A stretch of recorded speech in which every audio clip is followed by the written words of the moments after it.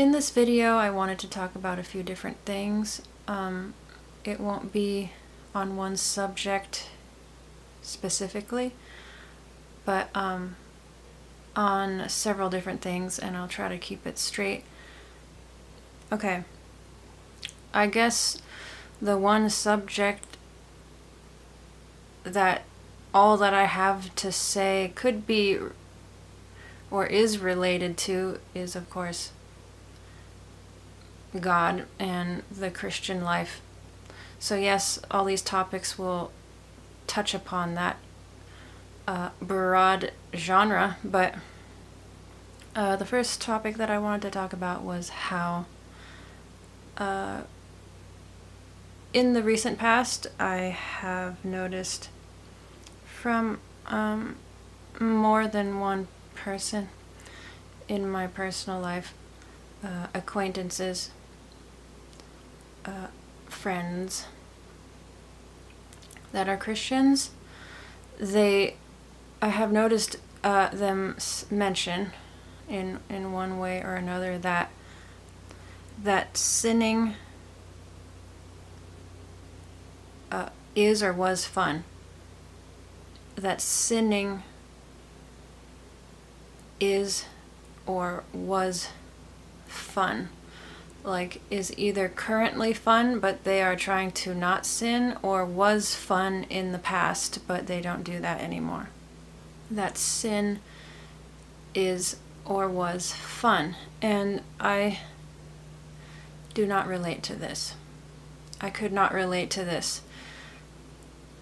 Perhaps I have missed out on a portion of life that others have experienced that I have not, so maybe that's why I cannot look at past sin having been fun in my life, or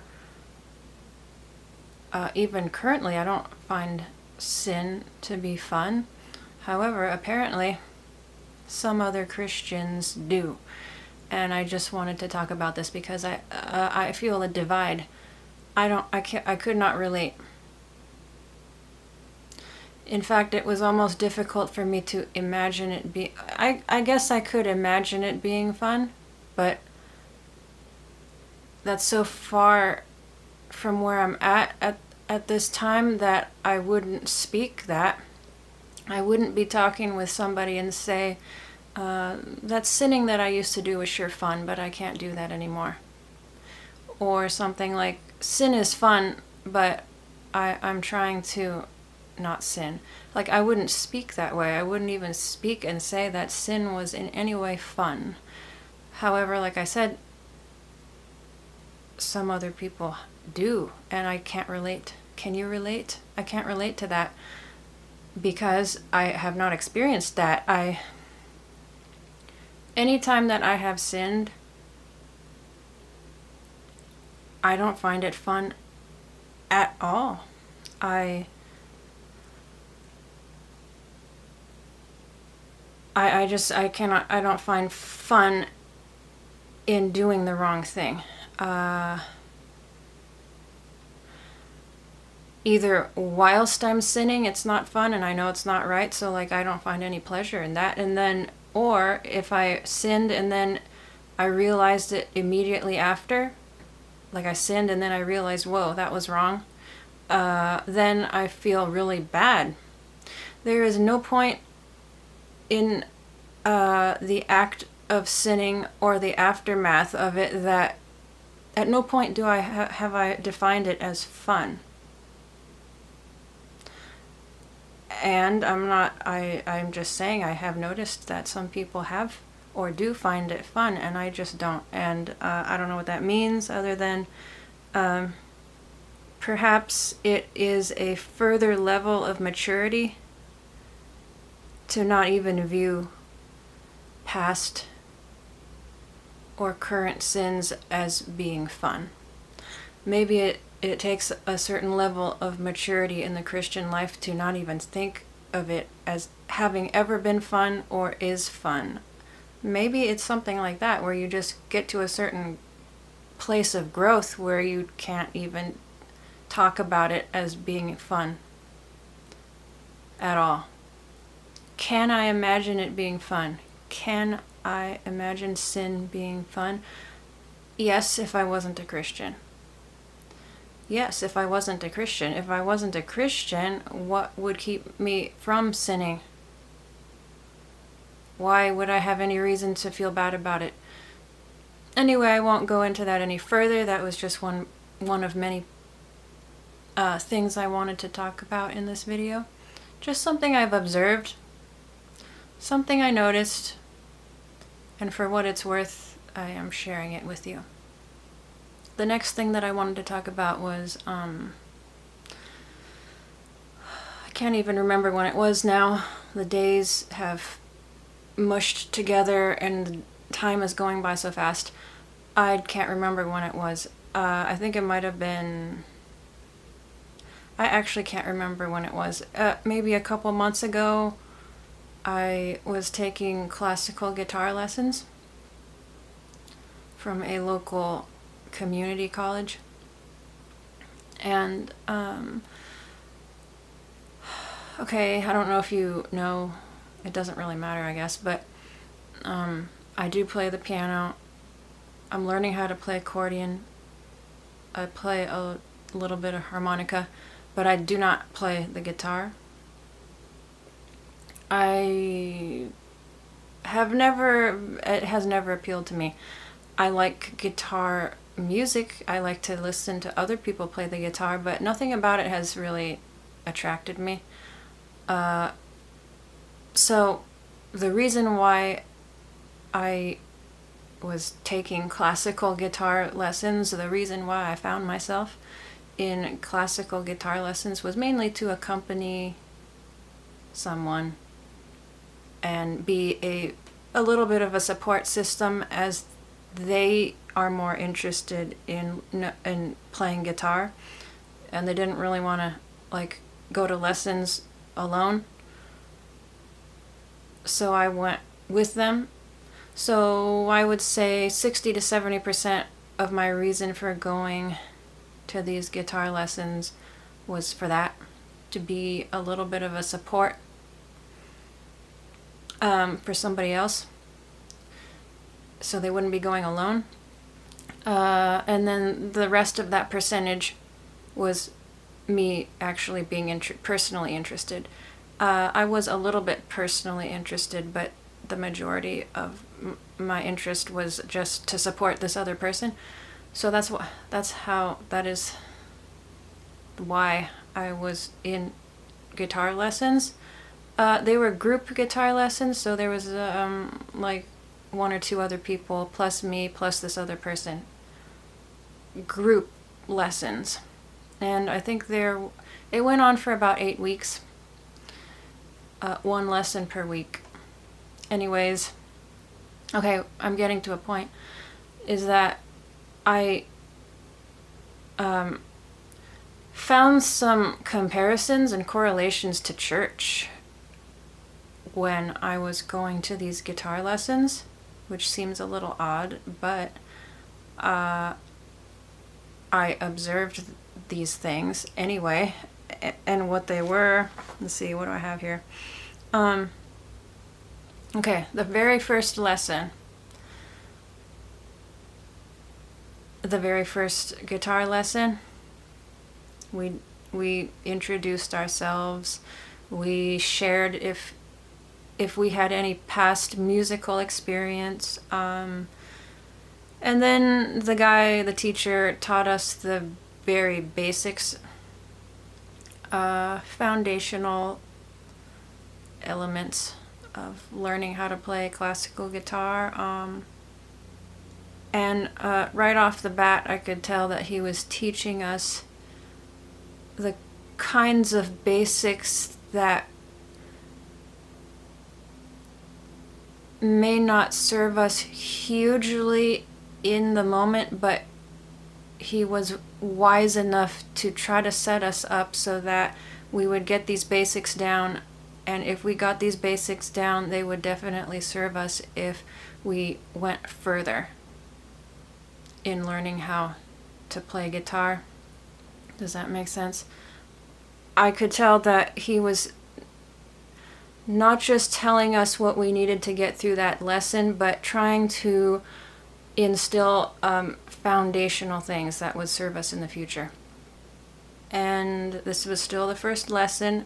He showed us how to play a few notes with the right fingering, and then we were to demonstrate back to him that we could do that. Like, he'd show us how, and then he'd go to each student and see if we could do it. Now, I thought that was very quick from teaching to now let's see if you can do it. Although I appreciated it, it felt more realistic. So my correlation to the church is how it is so much not like that.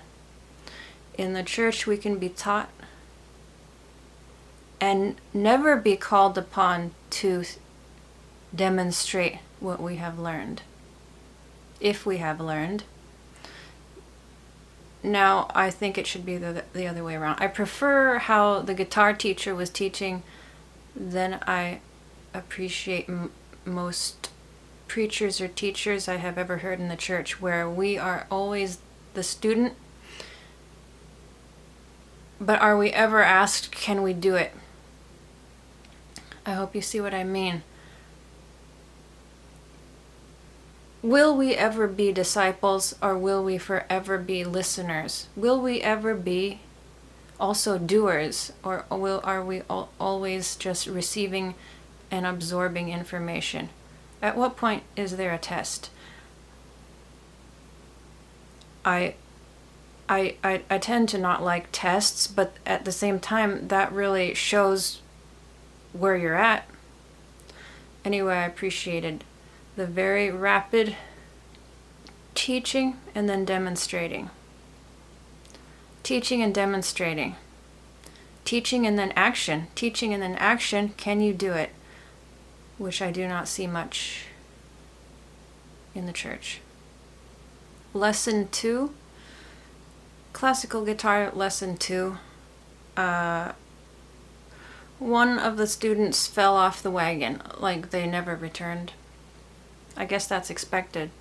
Now there's a comparison with the church as well. Some fall off the wagon and never return. So in lesson 2, we reviewed what we had gone over before in lesson 1. We worked on timing. We learned the G major scale. We learned about playing together as a group.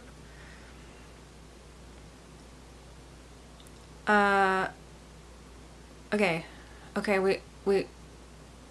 learned a little bit about playing together as a group.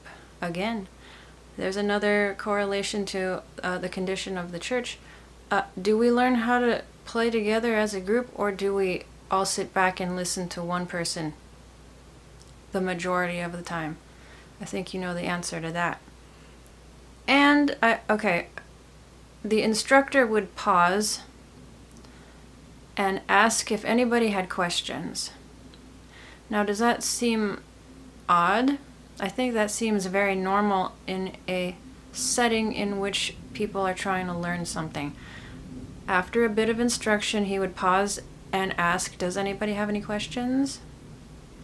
And I thought that was nice. I thought that was very nice. And sometimes I wish that would happen in preaching. Instead of the 40 to 45 minute download of information, I think I would appreciate it if sometimes the preacher would pause and ask, does anyone have any questions? I thought that was a very simple and good thing. Okay, and still in lesson 2, I observed that if a student made a mistake, it wasn't the end of the world. In fact, if the student made a mistake, the instructor would help them through it. Sometimes I feel like in the church, if you make a mistake, you're kind of done for. I mean,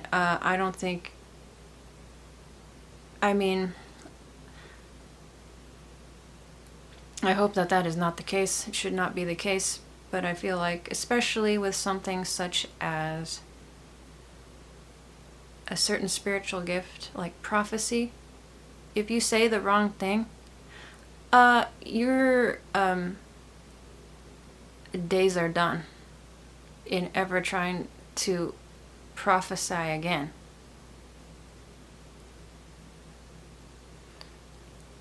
You basically will have no chance ever again. Well, I guess there's a little more grace in some secular venues, such as guitar lessons, where if you make a mistake,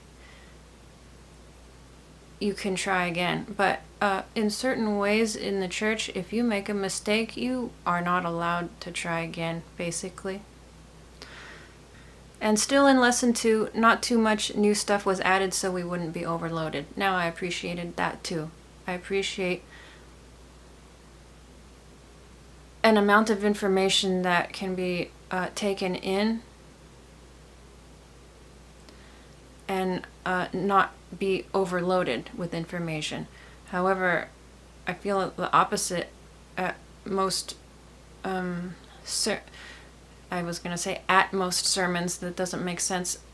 In most sermons that I have ever listened to, that is not the case for me, though. I want more.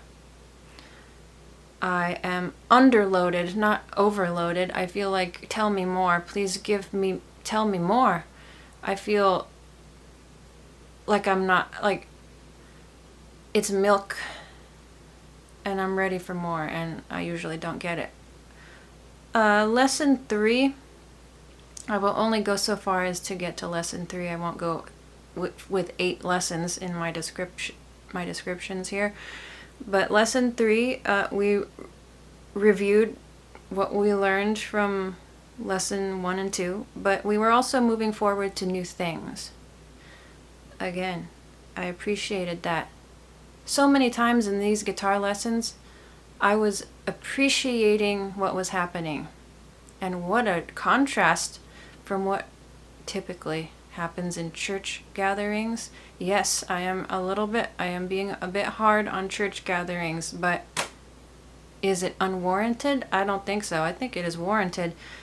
I said lesson 3, we reviewed some things we did in lesson 1 and 2, but we also moved on to new things, okay? Do I even need to explain what my comparison with that is to the church? We repeat, and we do not move on to other things. We repeat for decades, and we do not move forward to new things. And so why is the church so stunted? Oh, I wonder why. And furthermore, in lesson 3, the instructor made sure we could do the G major scale, seeing if each student could actually do it. Again, I thought that was good. Let us demonstrate if we know. Let us demonstrate in action if we know what we have been taught. And yes, I think I'll stop there. So after a while, I didn't even care that much about learning how to play guitar. I was more enthralled with all my observations of how different learning in these guitar lessons was from learning in church. Not even in church, in sermons, in preaching. That was what was more interesting to me at this point than even learning how to play guitar. I was enthralled with all the observations and correlations and differences and how much sense it made.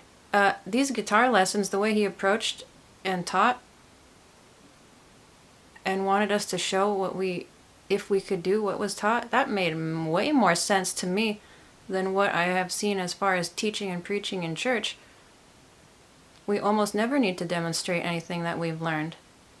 We are hardly ever asked if we have any questions, and we hardly move on to new, deeper things. We repeat the basics over and over. So I'm just, this is just touching upon larger topic that I have been, frankly, ranting about to anyone who will listen to me lately is, why do I find that in so many secular venues in the world, there seems to be way more sense, common sense, than I find in many a church service. Common sense. Common sense. I see it around me in a few different ways, and I'm wondering why, when we become Christians, does common sense now have to go out the window? It doesn't have to go out the window. To me, if you, by the grace of God, have been born again, you should be more in touch with common sense than you were before. I am struck by why in many secular venues do I see more common sense than in the church.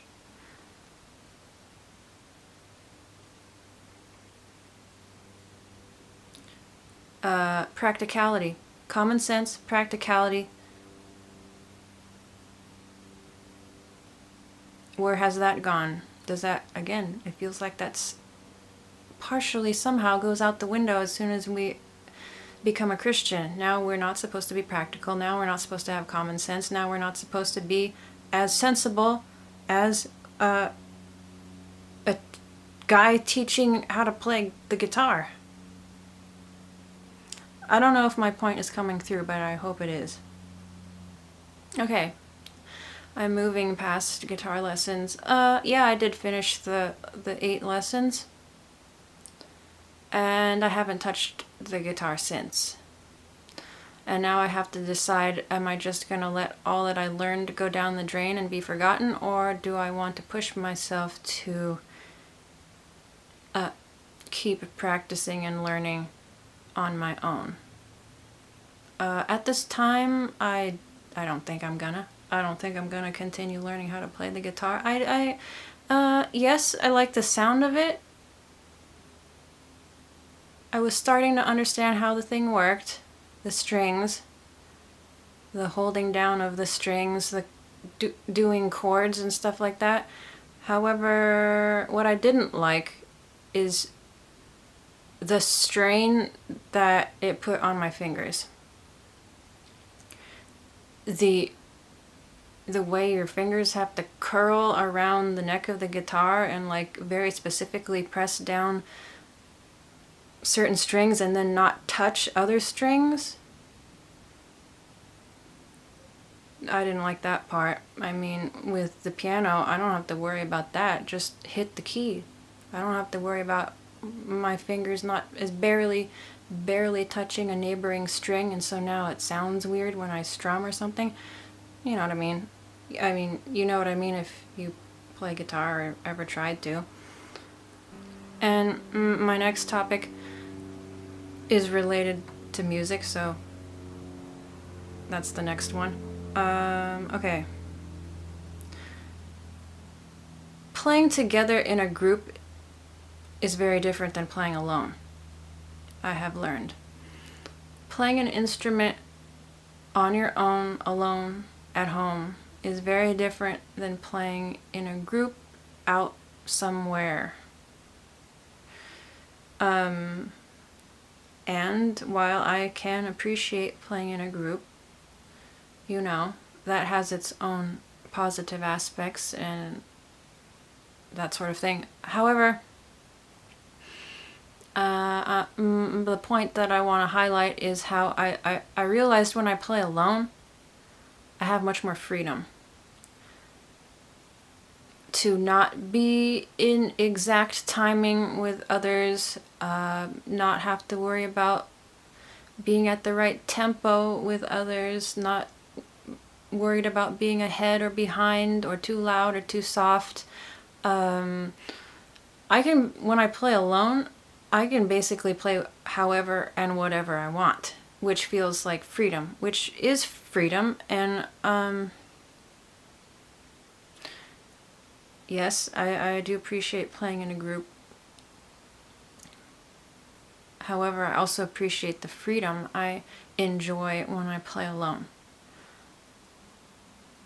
There was one time where I was playing alone and I realized, wow, this is enjoyable. I can do whatever I want. It felt like freedom, finally. Freedom, finally. It was enjoyable. And how I am tying this to like the Christian life and God is that I felt like God was showing me that He too enjoys freedom. That God as well enjoys freedom, not being constrained by things. Freedom of movement, freedom of expression, freedom in timing, kind of like in music.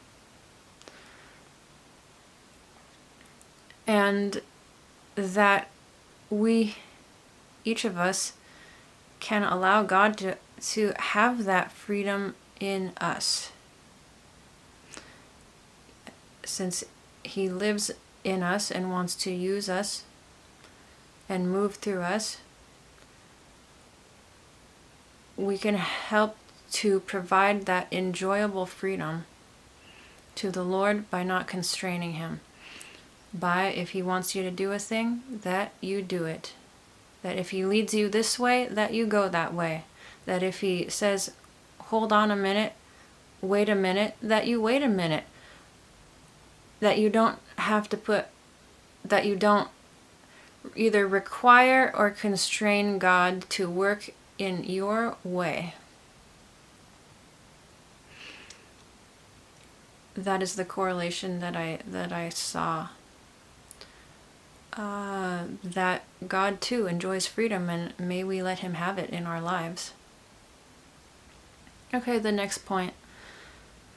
The next thing I wanted to talk about has nothing to do with music. Have you ever watched agility trials?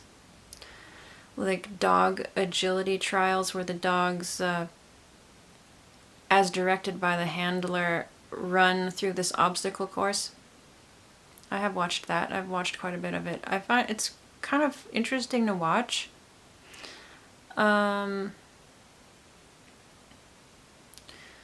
Now, I was watching that one night, and I realized, that's kind of like God and us. God being the handler, and like we're the dog, and He's like showing us where to go through life. That's what it reminded me of.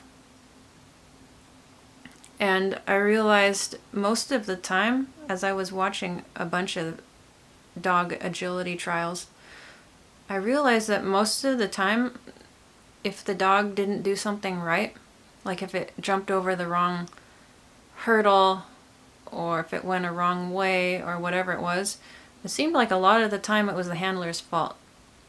Like the handler wasn't giving clear directions.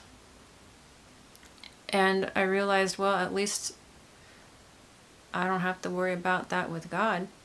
He does not give unclear directions. And I can rely on Him. But another thing I noticed about the handler and dog relationship as they went through the agility course was that the dog had its eyes on the handler a lot. It was watching for direction, hand movements, like the handler would point to where the dog should go next. The dog was very attentive to the handler. Now I thought, I hope I can be that attentive to the Lord.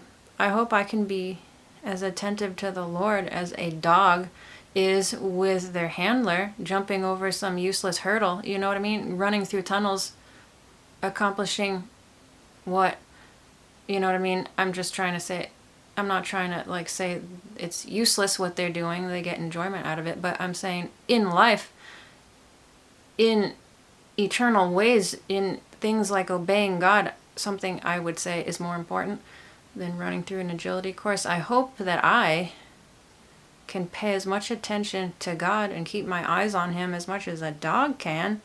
I really hope I can. I really hope I can be that attentive to God's directive, to where He's moving, to where He's directing me in life. And one other thing I observed as I watched the agility trials, the handler knew his dog or her dog. They knew how to handle their dog. They know what weak points the dog may have, or how they need to handle the dog.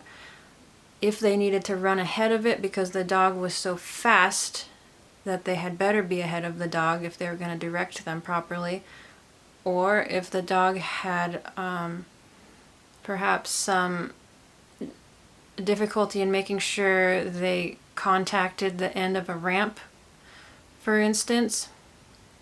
You would know what I mean if you watched agility trials. They have to make contact.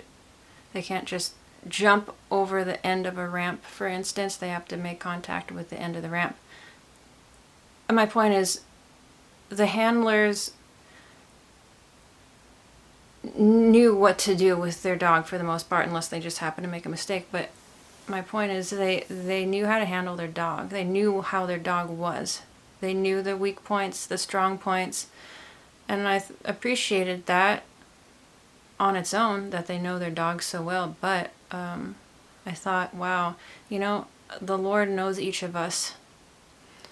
The Lord knows each of us and what our weak points are and what our strong points are and how He needs to handle us. He knows how to teach us in ways that we will learn. He knows how to handle each of us because we're not all the same. And His way of handling each person is not exactly all the same. There may be similarities, but He is not running each of us through a factory of teaching and learning and growth in the exact same way. Do you know what I mean? Maybe I can compare it to, I don't know, public school, where there's this one way they're going to teach you. And if you don't make it through very well, that's just too bad for you. Versus trying to tailor ways of teaching to how the child learns. I appreciate that God is that God knows us that well, that He knows how to handle us, knows how to teach us, knows where He needs to caution us if there's a weak point there, knows how to deal with how each of us are individually. All right. The next thing I want to talk about is, have you heard this saying about something like, united we stand, divided we fall? United we stand, divided we fall. I feel like I have heard that. I must have heard it somewhere. I see the point in that statement. I see the point. I see what they're trying to communicate.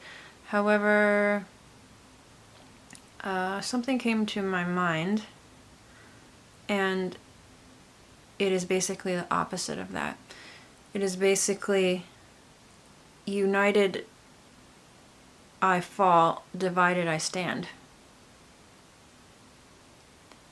United I fall, divided I stand. Now, I know that's kind of a lot to grasp. I will try to explain myself. I'm talking about church. Certain churches, not all churches, some. I have found that if I remain united with certain church groups, I am falling. I am falling. I am not standing. I am falling. I am suffering. My faith can even... I know this sounds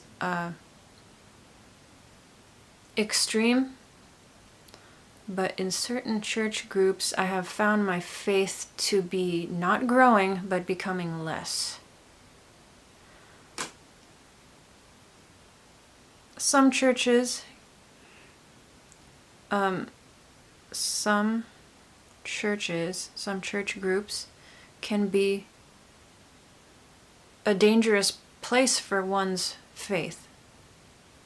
They can be a dangerous place for the health of one's faith. I don't know if you have ever experienced that, but I have. So this united we stand, divided we fall sort of situation, yeah, that might apply to some, in some ways, but I have found it to, at times, to be the opposite if in certain churches, where if I remain united with either that belief system or the whatever kind of authority is in that church, my faith is not growing. It is, I have observed it weakening if I remained in that group. So that's why it came to my mind that united, I fall. And if I divide myself out, I'm actually standing. I know that is not readily acceptable to probably a lot of people for me to say that. But I have lived it where I cannot continually be in some church environments where there is basically unbelief and expect that to be a good environment for my faith to grow. I have lived it where initially when I would be going to a certain church, I would go with some kind of expectation of, let's see what God wants to do this morning. What does God want to do today? How's God gonna show up in our midst this morning?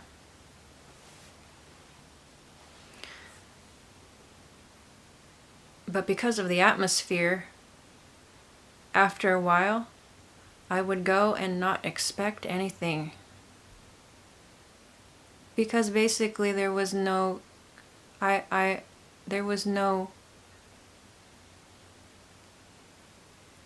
other expectation there, and nothing really ever did happen. After a while, I did not go expecting anything, and nothing ever did happen. So my level of faith decreased. I didn't expect anything. Nothing was going to happen, and it never did. And I will just say it has a lot to do with church leadership and what they believe, because they are, unfortunately, basically the ones in charge of the whole thing. So if they don't have a certain amount of belief,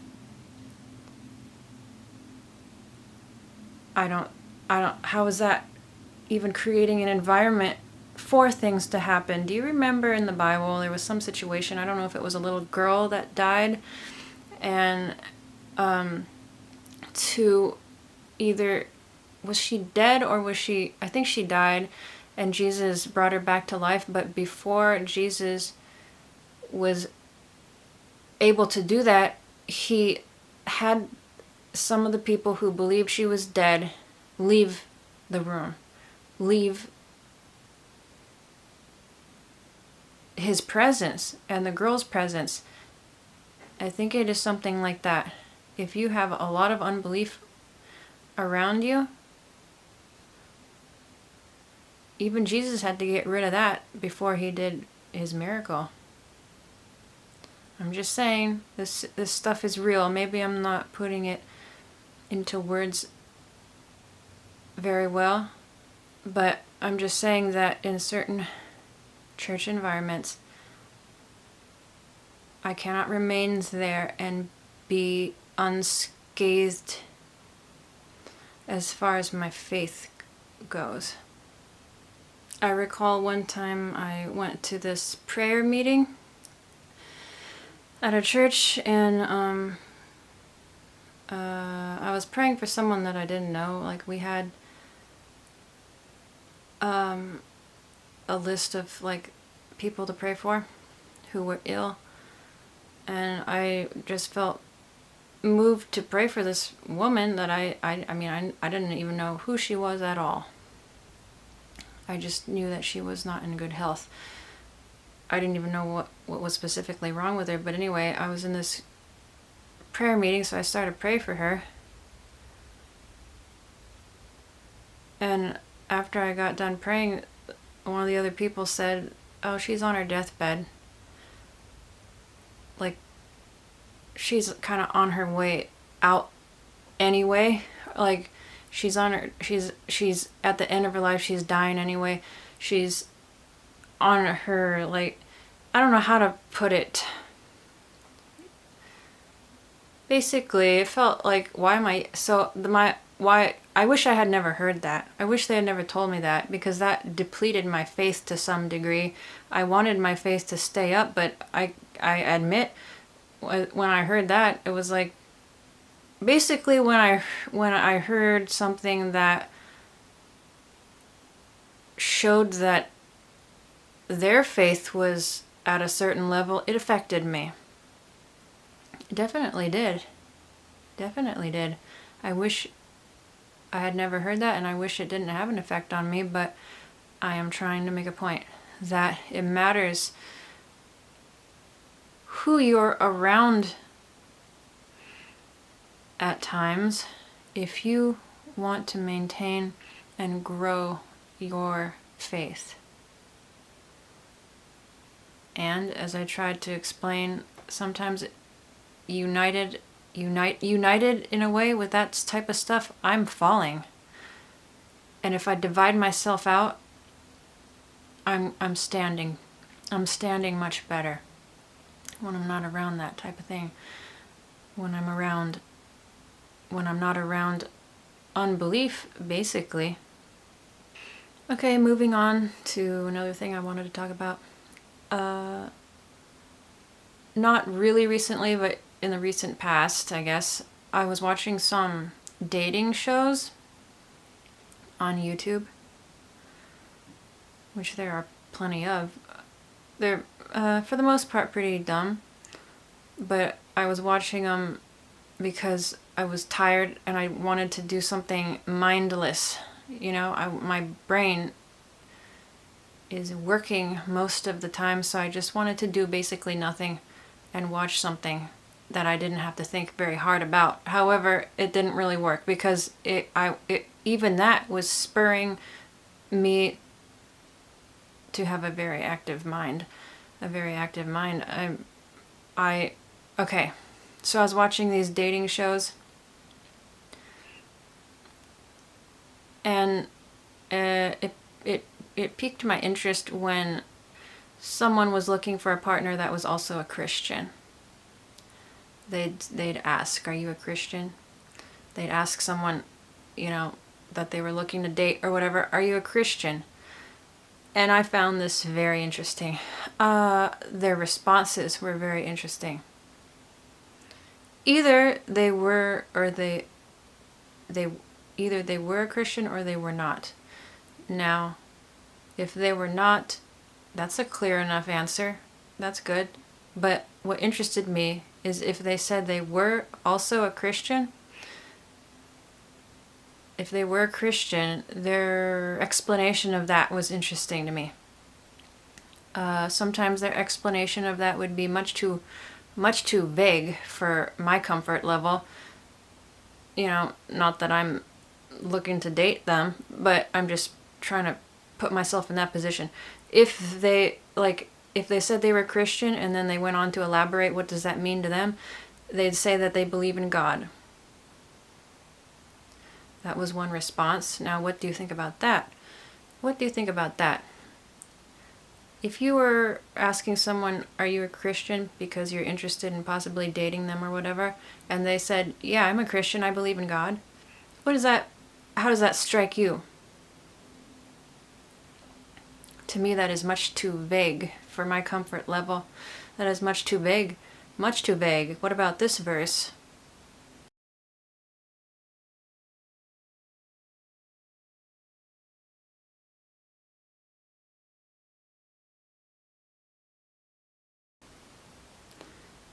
Yeah, what about that? What about that?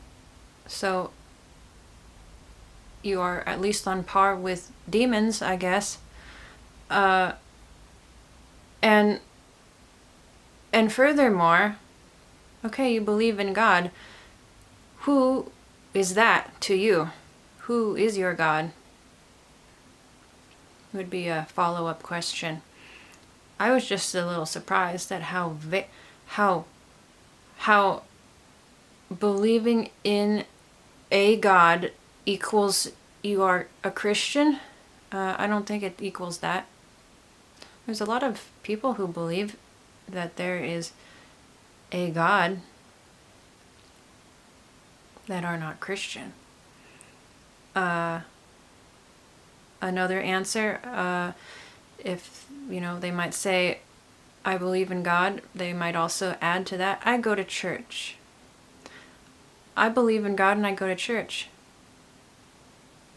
Again, for me personally, this is much too vague. Just because you attend church services does not mean very much to me personally. It doesn't. I am still not assured. In fact, I don't know what they would say that would make me assured. Even if they said, I believe in Jesus Christ. He is Lord. He's my Savior. He is my everything. Even if they said that, which would be pretty much as good as I could expect them to say, like to just speak as an answer, that's about as much as I could expect someone to say as they elaborate on that they are a Christian. However, even that now at this point in my life, not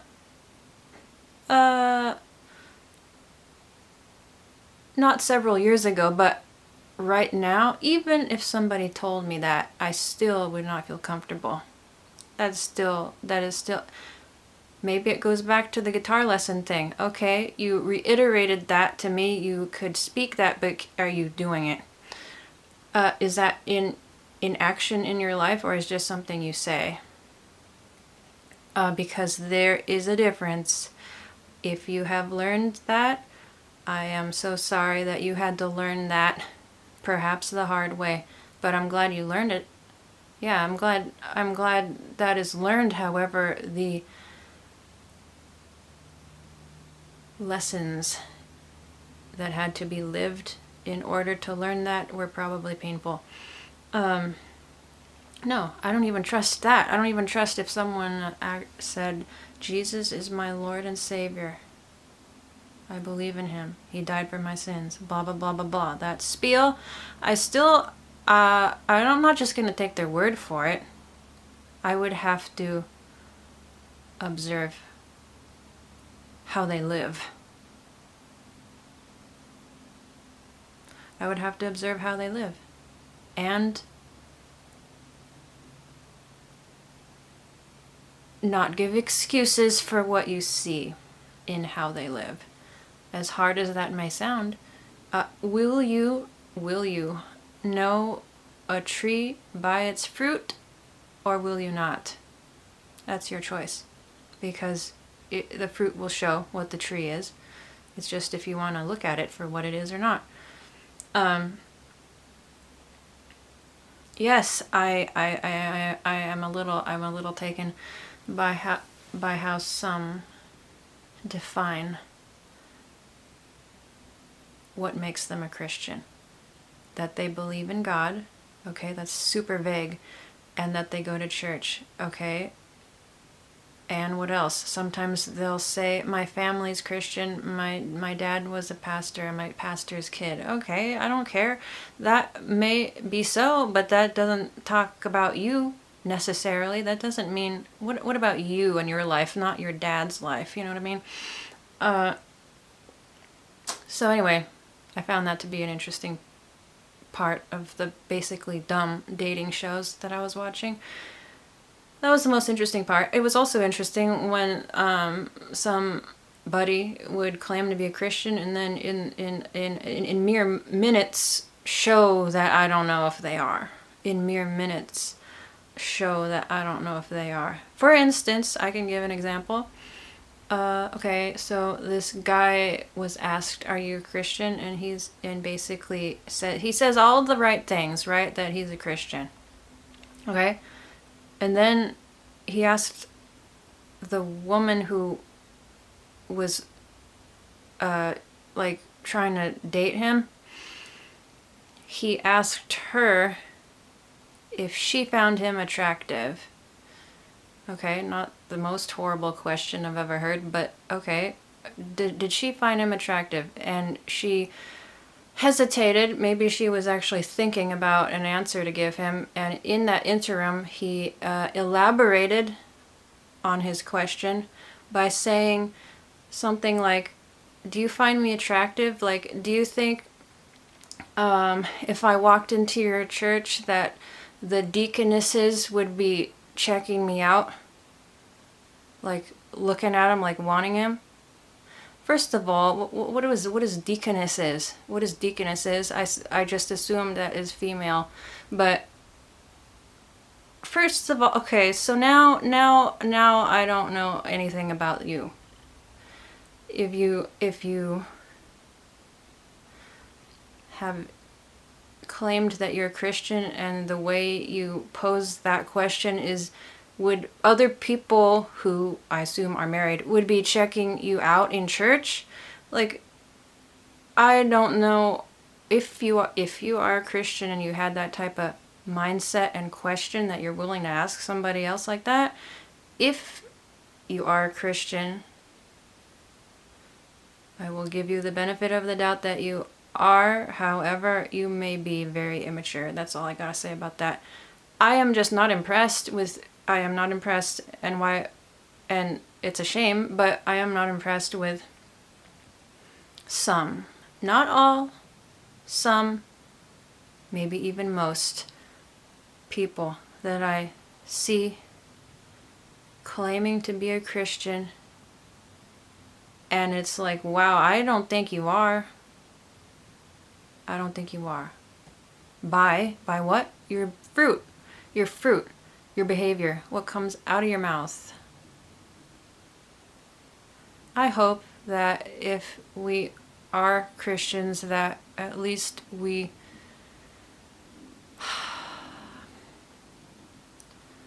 show it in some kind of way. Some kind of way. Some kind of way. At least I hope we don't bring shame to the name Christian. Alright, the next topic that I want to talk about is, it was a while ago this year. I think maybe the Oscars had recently happened. I don't know when that happens. Is that like, I don't know when that happens during the year. Anyway, I heard about it somehow. I don't care about it at all. Like, I would need to be paid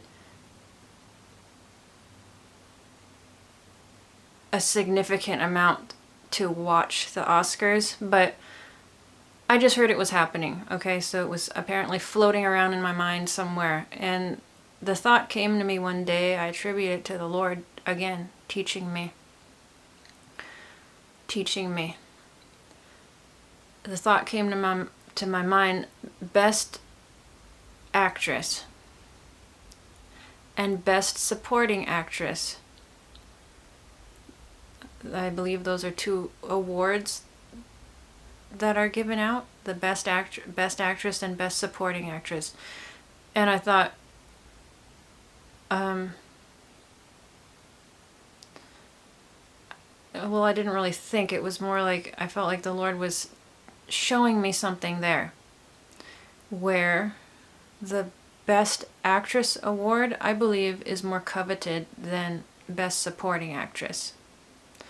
Like, who really cares about being the best supporting actress? You want to be best actress.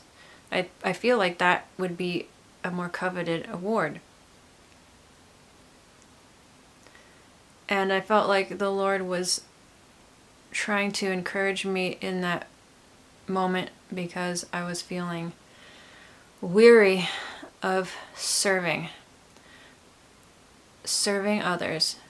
We're weary, tired, worn out, maybe almost starting to feel a little bit sorry for myself.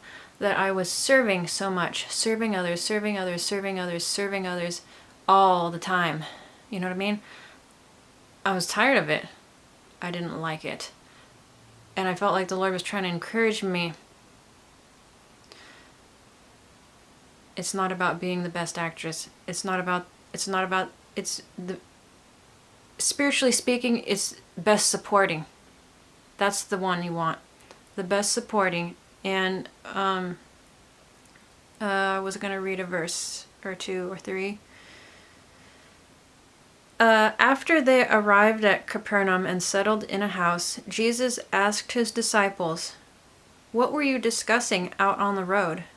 But they didn't answer because they had been arguing about which of them was the greatest. He sat down, called the 12 disciples over to him, and said, "Whoever wants to be first must take last place and be the servant of everyone else." So in the kingdom of God, the more coveted award is best supporting. Now, to my flesh, that doesn't feel so nice. You mean serving is better than like being the top dog? Yes, is the answer to that, but my flesh doesn't like it, but my spirit was indeed encouraged at remembering that truth. So basically, yes, serving others can be tiring, can feel like you're not appreciated, can feel like, am I even seen for who I am? Individually, I have value, I'm not just this thing that is just trying to help others all the time. Like, what about me, basically? But yes, it can feel those ways, but nevertheless, that's the route to go. That's the way up, if you want to say it that way. And it encouraged me not to be feeling sorry for myself. In fact, it encouraged me to feel the opposite, feel glad that I am in that position to serve, to be a servant. Did that somehow magically make my weariness go away and like being tired? No, but it encouraged me enough to not feel sorry for myself. It made me feel like, hey, I'm not in that bad of a position. I'm actually in the better position serving. I'm in a position that I should be grateful for. And why? Why? Because that is the better position to be in. Whoever wants to be first must take last place and be the servant of everyone else. That doesn't work in the world. I'm talking about the kingdom of God. Does that work in the world? Absolutely not. But yeah, that's all I want to talk about to make that point. My next point is I think I saw this online somewhere. It was like a little test or prank or game, or I don't know what you would call it, but basically there was twins who were now grown women. Twins, identical twins that were now grown women. One of them had children. And they did a test where the real mother would leave the room and they'd sneak in her identical twin to see if her small children, by small I would say 3 or under, around there. The test was to see if her children would know that this identical twin wasn't their real mother, other than, because they would look exactly the same. They dressed it, they had the same type of clothing on, the same hairstyle, everything looked basically the same, right? So the test was to see if the one twin's small children would recognize that this person who looks like their mother isn't. That was the test. Would the children know that this wasn't their mother? The mother and her identical twin swapped places. And the result was that, yes, they immediately noticed as soon as she spoke. Maybe not on sight, like visually, but as soon as she spoke, they were asking where their mother was. Now, I thought that was very interesting. I thought they wouldn't be smart enough to figure out that that wasn't their real mother. And I'm getting to a point. Someone was narrating as this test was happening, so some voice was talking in this video I was watching, and they said something that stood out to me. They said, in response to the small child actually recognizing that this wasn't their mother because of how her voice sounded, which to me didn't sound all that different from their real mother's voice. At that, the narrator said this. They said, all they do for 9 months is listen to their mother's voice. They being a child, like when they're in their mother's womb, all they're doing for 9 months is listen. All they do for 9 months is listen to their mother's voice. All they do for 9 months is listen to their mother's voice. So that was supposedly like an explanation for how they knew the twin wasn't their mother, because the voice wasn't right. How I'm comparing that to God and like the Christian life is that maybe there is some wisdom there. Maybe there is some wisdom there that as we develop our relationship with the Lord, maybe just trying to listen for His voice would be a good thing to try to do. I think that there might be some wisdom there, that as we develop our relationship with God, as we try to know Him better, that we listen for His voice. In fact, as far as babies go, I guess that's pretty much all they're doing for 9 months. Growing and hearing their mother's voice while they're in the womb. I thought that was very interesting. I think there is some wisdom there if you look for it. If I think back on my own life, I did that a lot in prayer. Early on, my prayers would basically be a list of things I wanted from God, which is not bad in and of itself. However, my prayers have changed somewhat. It's not just a list of things I want from God and then I'm done praying. I still ask for things from the Lord, surely, but I also listen. It's not just me talking, and as soon as I'm done talking, I'm done praying. I actually will listen first. That is the way I pray. I listen first, and then I'll say what I want to say to the Lord. I listen first. Listen for His voice first. I'm not saying you have to do that. I'm just saying I think it would be wise to give some time in your prayer time to be quiet and try to listen for God's voice. Try to not be distracted, not be thinking about what am I going to eat for breakfast? What do I have to do today?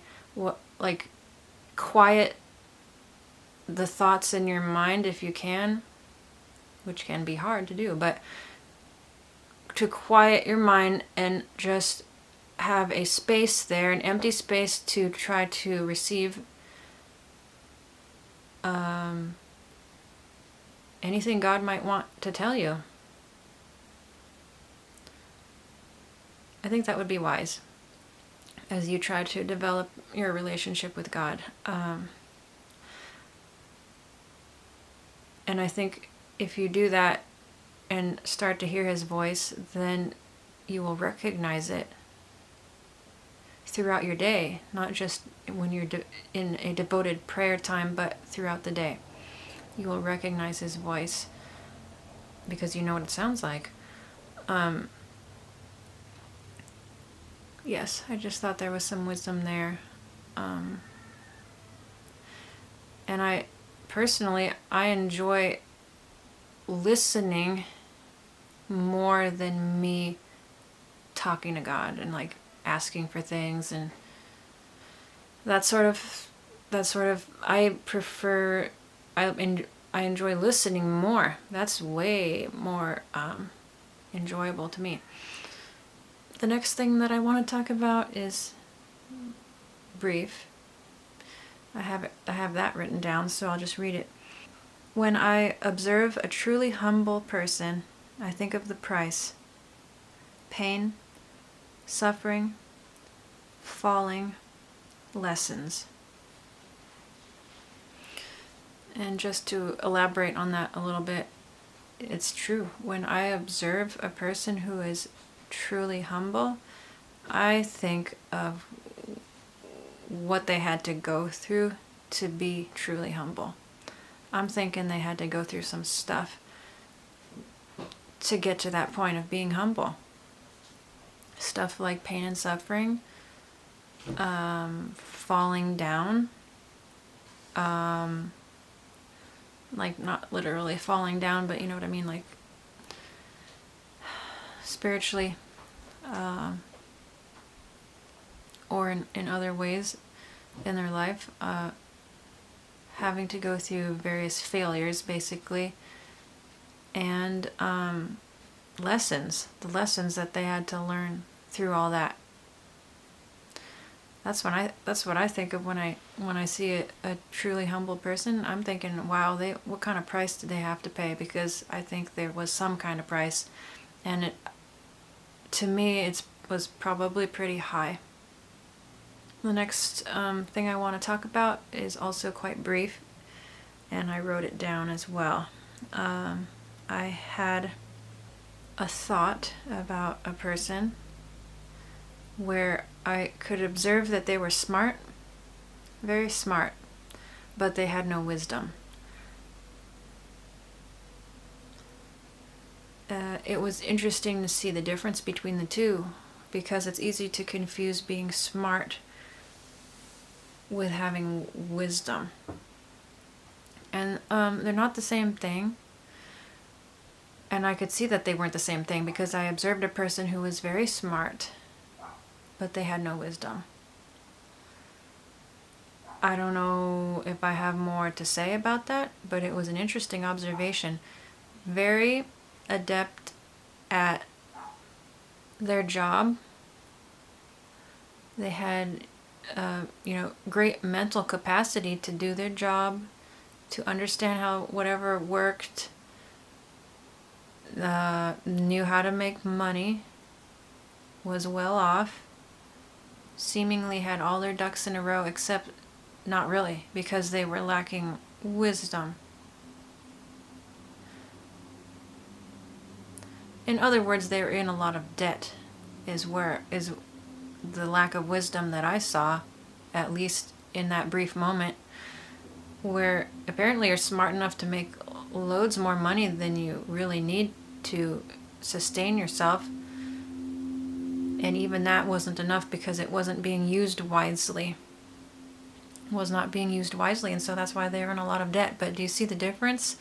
You can be very smart, very skilled, but lack wisdom. I guess that was a good example. Let's say you're really smart, can make plenty of money, but you're not wise in how you use it. That was a good example, actually. And perhaps my last thing that I wanted to bring up is, and I wrote it down too, it's quite brief. It's sort of a question, a rhetorical question, and that is it stubbornness? Is it stubbornness for a salmon to swim upstream? Is it stubbornness for a salmon to swim against the current, to swim upstream? Maybe to some it is stubbornness. Maybe to some that would be stubbornness, but the salmon is going the way it needs to go.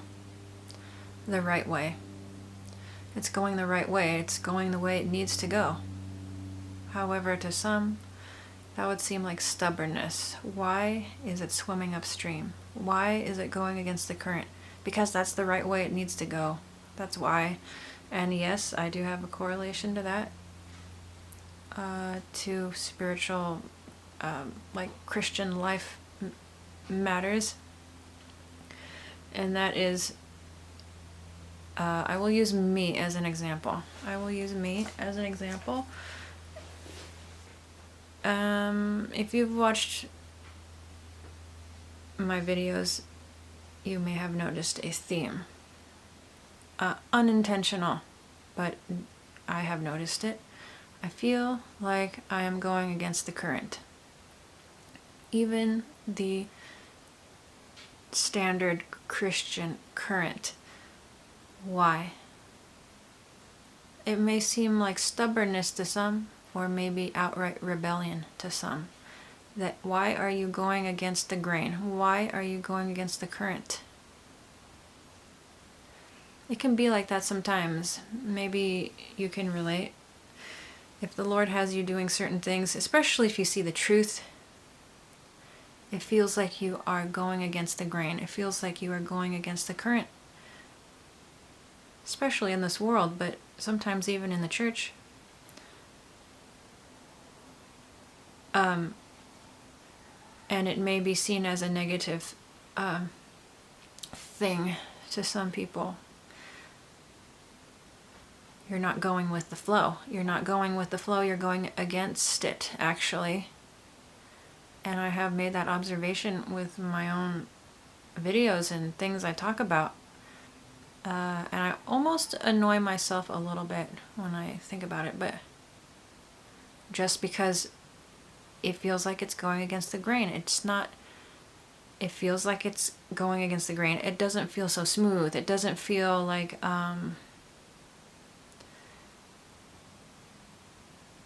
sweet and nice Christianity. And there is that aspect of it too. It's just that for me personally, I don't feel like I'm talking about that very much. I feel like a lot of the time I'm talking about what isn't right. And maybe, I hope, I trust, maybe that's, I trust that that is what the Lord wants me to be talking about. Even so, it can seem like a negative thing. What was that prophet in the Bible? I don't remember his name. I just sort of remember there was some king, and one of the king's advisors or something, I don't know who, asked or told the king, why don't you bring so-and-so here, the prophet that I'm not remembering the name of. Bring him here and hear what he has to say. What does he have to say? And then I think the king's response was something like that he didn't want to listen to this prophet. All he has to say is bad things. He only has bad things to say. I don't want to hear him. But I think he ended up bringing the prophet to him to hear what he had to say after all. And what did the prophet have to say? Negative things. And after the prophet said what he said, the king was like, see, I told you, all he was going to talk about was bad stuff. Yet he was talking about, the prophet was giving him words from God, words from the Lord. And I guess what I'm trying to say is some people in the body, the church body, that is their part. It's seemingly the one that is pointing something out that isn't quite right. And I hope that we are thankful for them. Yes, it may have that feeling of, why are they going upstream? Why are they going against the grain? Why are they swimming upstream? Why don't they just go with the flow? That would be nicer. That would be easier. That would be smoother. That would be sweeter and nicer. However, that's not what I typically find myself doing. And I have to be okay with that. I have to be okay with that. And you know what? It's not stubbornness. It's not rebellion. It is going the way I need to go. It's going the way I need to go. The salmon has to go upstream. That's the way I need to go. If the Lord directs me otherwise, then I should follow. But at this time, I see a pattern here, and it is that I tend to be the one pointing out where something isn't quite right.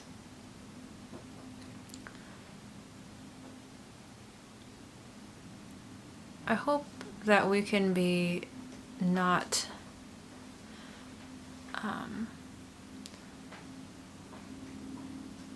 not the kind of Christian that thinks that anything that is going against the grain is evil and wrong. Maybe finally some light is being shed on a matter. And do you think there needs to be some light shed on various matters? I would say so.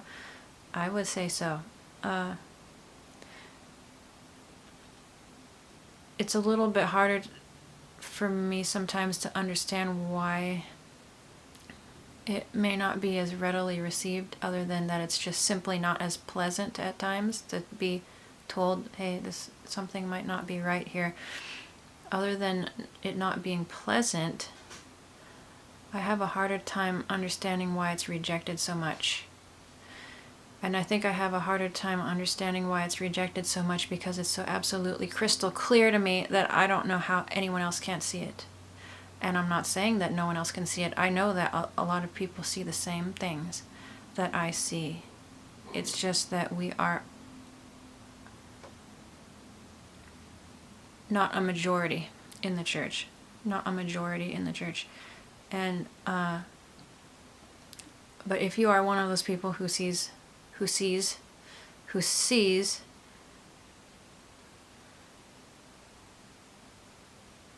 I don't know. I would just encourage you not to feel bad that you do, to be glad that you do, to try to not become actually bitter or get a bad attitude, because that is sure easy to do when you see as much as you see going on, like it's just normal and everything's great, and you know it's not normal and you know it's not great.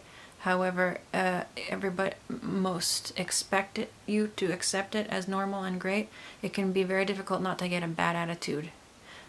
Not to get a bad attitude, not to get bitter when you see what you see as much as you do, so clearly, and then you feel like some kind of alien living in another dimension because you feel like, no, does anybody else see what is happening? Yeah, I know. I know that is how it is for those who see. And to others, it looks like you're just swimming upstream for no reason. Why are you going against the grain? Because that's the way I need to go. That's the way I need to go. That's the right way to go if you want to follow the truth. So no. The answer to my rhetorical question is the salmon that's swimming upstream. Is it stubborn? Is it stubbornness for the salmon to swim upstream? The answer to my rhetorical question is no, it is not stubborn. It is simply going the right way. The right way for it to go.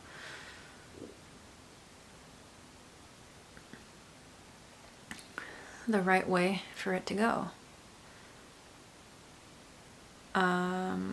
Again, if you are one who sees, it is also lonely and isolating, as I might have alluded to a moment ago, where it feels like you are living in another dimension and it feels like just some fictional story that you're in this world around you. Not just the world, the church. Is this real? Because I feel like how could this be? How can you not see? I'm starting to get over it though. I'm just realizing that some people just don't see. They just don't see. They just don't know. Where I think in the past, I was a little more bothered by why can't you see this so it's so clear. I feel like I have a slightly more grace in understanding that they just don't see. They just don't. However, that amount of grace is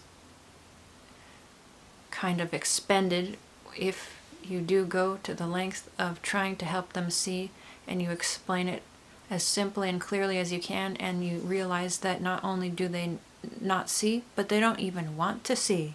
Now that amount of grace that I had is expended because I see that they are just not willing to see. It's not that they are just ignorant anymore. Now I see that they don't even want to not be ignorant anymore. Do you know what I'm saying? I think if you are a person who sees, you will know exactly what I'm talking about. I'm still learning. I keep more to myself now than I used to. Not everybody wants to see. And so basically, don't cast your pearls before swine. Because if you do, and it's just trampled, there's no use in that. Not only is there no use in that, but you feel pretty rotten that you did that you shared something that was precious to you for them only to be trampled. So I am a little more cautious in real life than I used to be about sharing what I see. Now, if the Lord wanted me to share things, then I hope that I would. However, I don't know. I'm changing a little bit. I'm growing. I'm learning. I realized that what I just said, I'm kind of repeating myself at this point, but I guess I was under some false way of thinking that people who didn't know would like to know. People who didn't see would like to see.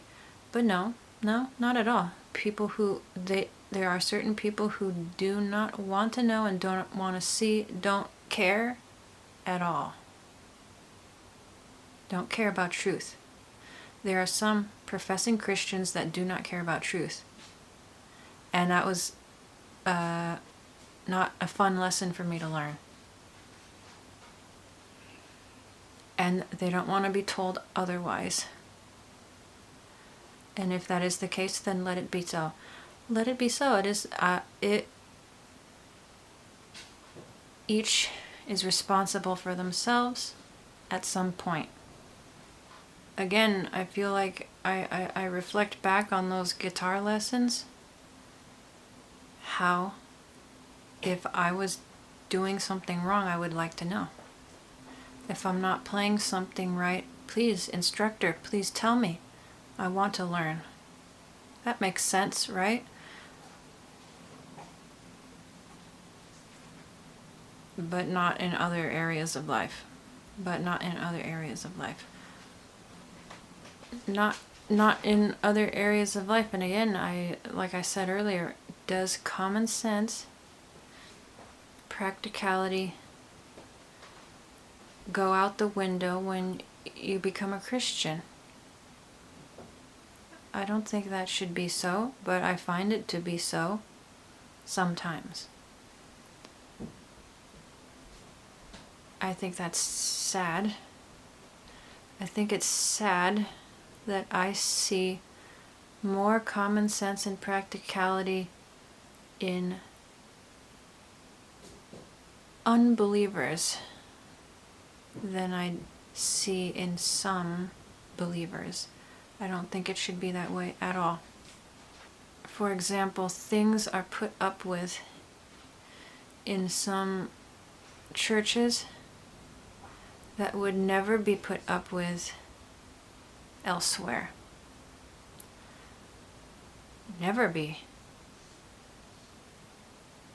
Never be. Never be. It would never be put up with elsewhere.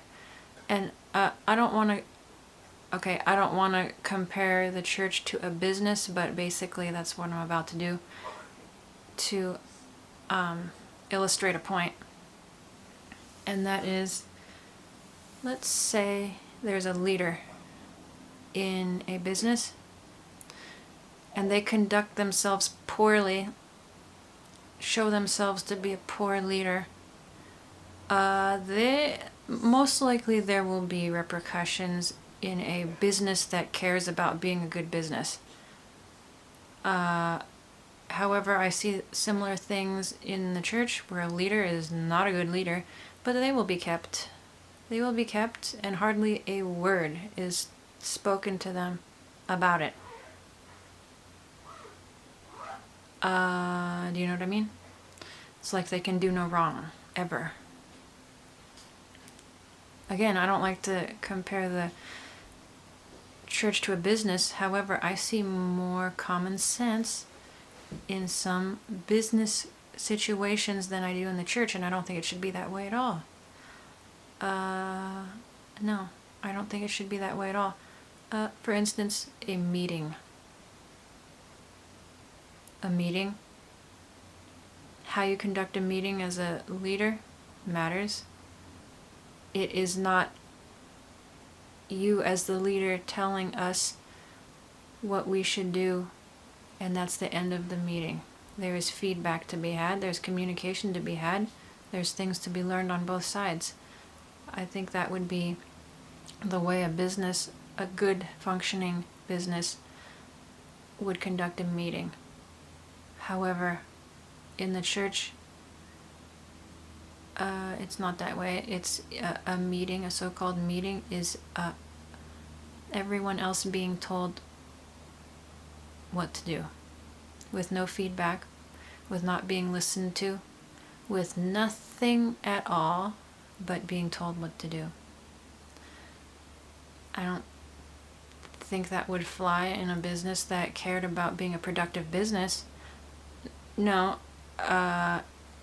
in a productive business, you hear what the lowest person in the business has to give for input, for increased production, for more efficiency, for safety measures, whatever it may be. You have an ear to your people that make up your business. You have an open ear, you have feedback, you have communication. Because why? Because you care about making a buck. That's why. And what is our motivation in the church? I hope it's more than making a buck. I hope it's maybe to further the kingdom of God, and yet we don't have an open ear. We don't have feedback like that.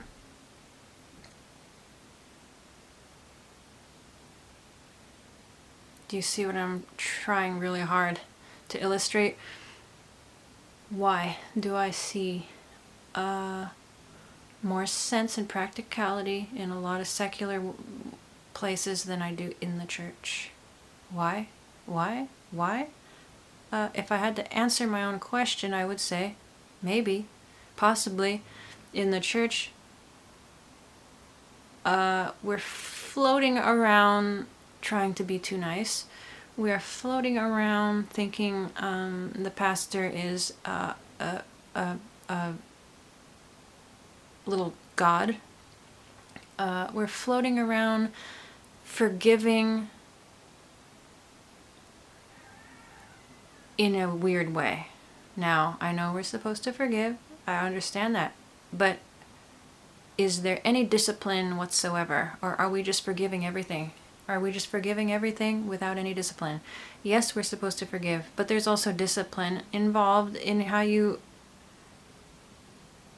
relate to other people and how you conduct yourself. Do you know what I mean? Does that matter anymore? That's why I might have mentioned it in a prior video, how I feel like there's an element of unreality in the church that I do not see in most other places. Oh yeah, it was in the Unity Above All video I was talking about that. Unity above all. That's unrealistic. I see a lot of unrealistic things.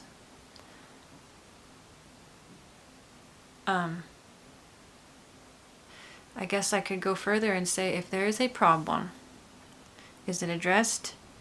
No. We give grace, we forgive, we overlook, and the problem is never addressed. That is what happens. If there is a problem at a workplace or in a business or even in a factory, do we just overlook? Do we just forgive? Do we just give grace? No, we fix the problem and for a better outcome. But that is not done in the church. It is smoothed over. It is covered up. And the fruit of that is not good. That's all I gotta say. I really don't know what else to say in this video except I still find listening to sermons challenging. I'm usually left wanting more. I'm kind of tired of silly talk. I'm tired. I want the real thing. I don't want somebody's old stories of how they lived 25 years ago for the 5th time, you know what I mean? I don't want to hear about what you did in 1960 something. I know I'm not describing that well. I feel like I'm not being very clear right here, but it's just I still have a hard time listening to sermons. Like I can barely stand it sometimes. Like I am willing to follow someone down a path as they build up to a point in their speech. I am willing to follow them down a path before they get to a point that they want to make. However, the path is too long and winding. Just get to the point already. Basically, by the time I come away from a sermon with the actual points in hand, they could have been said in about 10 minutes. But why did we have to spend 40 some minutes to get there? You know what I mean? Make the most of the time. Why are we chit-chattering about useless stuff? No, I am serious. To get to a point, we will be chit-chatting about anything under the sun. Anything under the sun. Anything under the sun. What they ate for breakfast that morning.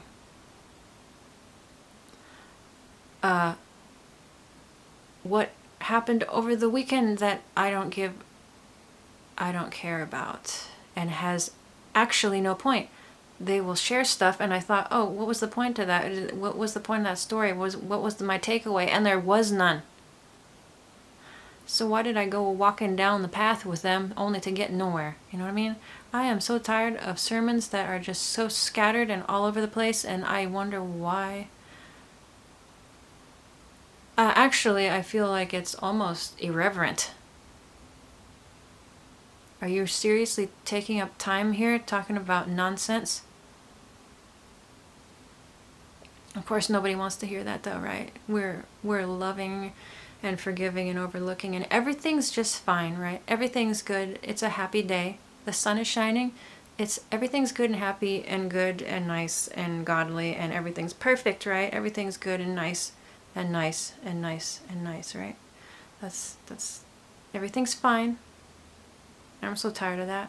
I'm so tired of some unreality in an environment where we should have the most reality. No, here's the bottom line here. That's getting pretty down to the bottom of the barrel. If I wasn't a Christian already and didn't know God personally for myself, I would not be one. I would never choose to be a Christian if I wasn't one already and didn't know God personally, because all the other stuff in this like cultural Christian stuff that I see, the Christian culture that I see, whether it be attending church services, singing the songs, doing the things, the stuff, the Bible studies, the stuff, all this stuff, I would never choose to do that. I would never choose to be involved in that. I would never choose to be involved in some weird unreality where everything is sweet and nice and unrealistic. I am not that type of person. If I did not know God personally for myself, I would be lost. I would be lost. It's only because of my personal relationship with God, knowing Him at least as much as I do, that I am a Christian at all. Because all this other stuff turns me off. All this other stuff really turns me off. No, if I wasn't already a Christian, nothing about this Christian culture interests me whatsoever. No, it doesn't. The only thing that interests me about being a Christian is knowing God, having that personal relationship with Him, having a purpose in my life because of that, hopefully following Him in this life, day by day, and living out this life with purpose instead of spending it uselessly, knowing that it has an eternal outcome and that I have a future hope. That is what interests me about being a Christian. All this other stuff really doesn't interest me. It's how can I be who God wants me to be while I'm on earth? Being that. That's what interests me. Yes, if that's as a part of a member of the church, I want to be that too. But there's so much dysfunction. There's so much dysfunction that I can hardly see it in the midst of the dysfunction. It clouds it.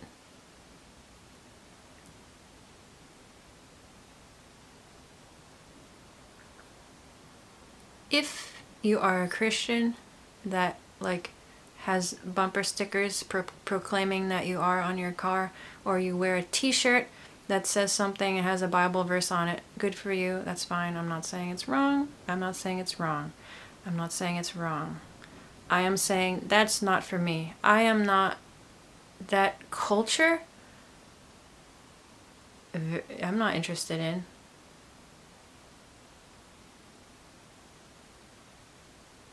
I'm not interested. I want the real thing. I want the real thing. I want the real thing. I don't want the dressings of being a Christian. I can do without. I'm not interested with that part. Maybe wearing a cross, or I don't know, whatever other dressings you can put on this, going to Bible study every week or something. I'm not saying it's wrong to study the Bible. I'm trying to illustrate to you that all this stuff I'm getting tired of, and it feels that's not the real thing. That's not the real thing. I want the real thing. And that's what interests me about being a Christian, because all this other stuff is really turning me off.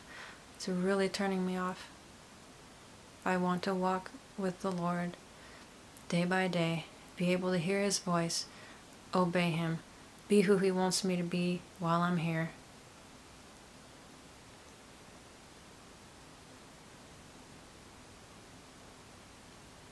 I don't think this is even going to be going in a video at this time. I don't even think this is going to be going in a video this time, because I've been rambling.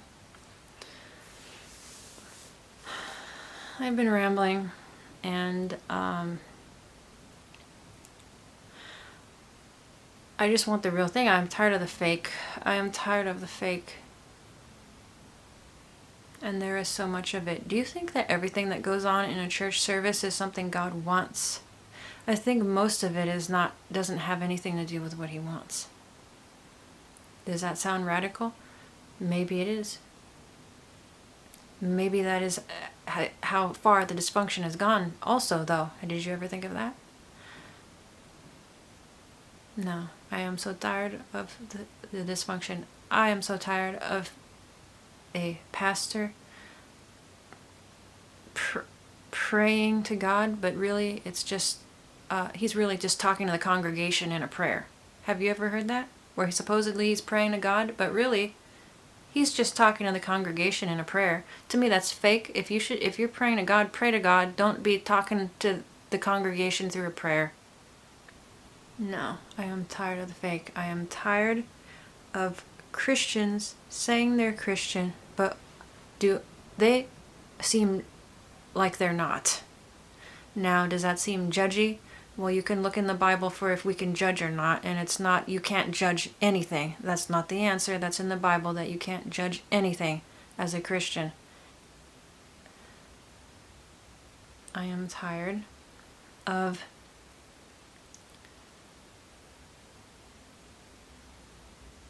fake. I am tired of fake.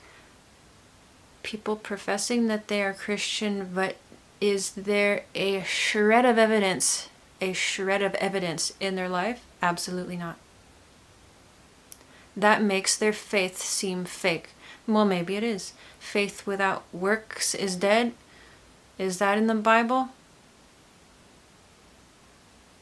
You know that it is. And the whole thing about you'll know a tree by its fruit.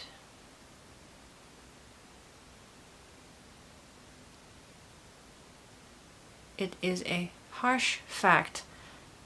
If a person is a Christian but is not living like one, then maybe they aren't.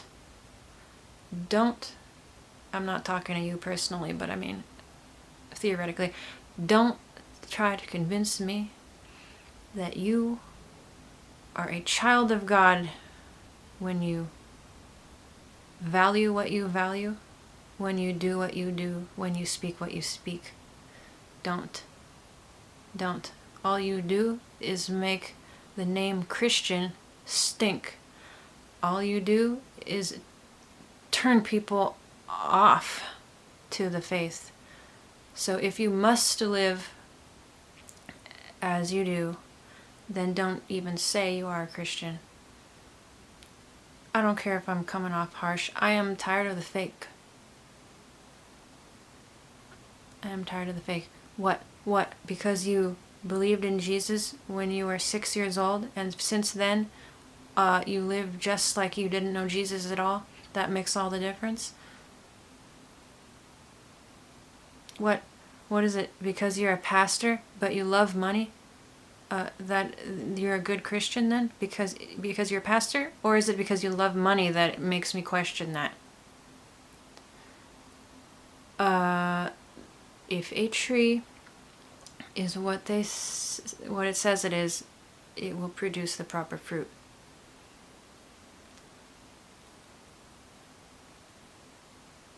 Okay, I'm done. I'm done, and probably this footage is not going to be posted at all. But do you yearn for real? Do you yearn for what is real? Do you yearn for the real thing and not the fake? I do. I do. And because I do, I feel like I often am either going against the grain, swimming upstream, or thought of as too intense, or something along those lines, you know what I mean, or a troublemaker or something like that. All the usual terms. But anyways, I am done here. I